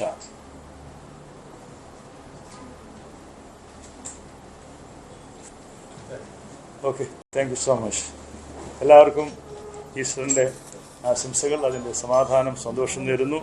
പ്രത്യാശയോടുകൂടി പ്രതിസന്ധികളൊക്കെ ഉണ്ടെങ്കിലും മുന്നോട്ട് പോവുക. അസമാധാനത്തിൻ്റെയും അശാന്തിയുടെയും രാത്രി ഒത്തിരി വൈകില്ല. സമാധാനത്തിൻ്റെയും പ്രത്യാശയുടെയും പുലരി നമുക്ക് മുന്നിൽ അല്പം വൈകിയാണെങ്കിലും തെളിഞ്ഞു വരുമെന്നുള്ള ഒരു പ്രത്യാശയിൽ ജീവിതത്തെ മുന്നിൽ കാണുവാൻ നിങ്ങളൊക്കെ ആയിരിക്കുന്ന മേഖലകളിലെ പ്രവർത്തനങ്ങൾക്കും മുന്നോട്ടുള്ള യാത്രയ്ക്കുമൊക്കെ പുനരുത്ഥാനം തരുന്ന സന്ദേശം ശക്തമായി ഉൾക്കൊണ്ടുകൊണ്ട് മുന്നോട്ട് പോകാൻ സാധിക്കട്ടെ എന്ന് പ്രാർത്ഥിക്കുന്നു. എല്ലാ നന്മകളും പ്രാർത്ഥനയും നേരുന്നു, വിജയാശംസകളും നേരുന്നു. God bless you. Shreshtha Baselios Joseph കാതോലിക്ക ബാവയാണ് മാധ്യമങ്ങളെ കണ്ടത്. സഭാ തർക്കത്തിൽ യാക്കോബായ സഭയ്ക്ക് പ്രത്യാശയുണ്ട്. സഭാപ്രശ്നം പരിഹരിക്കപ്പെടും. സഭകൾ തമ്മിൽ യോജിച്ചു പോകണം. സഹോദര സഭയായ ഓർത്തഡോക്സ് സഭയുമായി യോജിച്ചു പോകാൻ ആഗ്രഹമുണ്ട് എന്ന് പറയുന്നു. ഏതായാലും വളരെ പ്രധാനപ്പെട്ട ഒരു വാർത്താ സമ്മേളനമാണ് നടന്നത്. സ്പോട്ട് ലൈവ് പൂർണ്ണമാകുന്നു. നമസ്കാരം.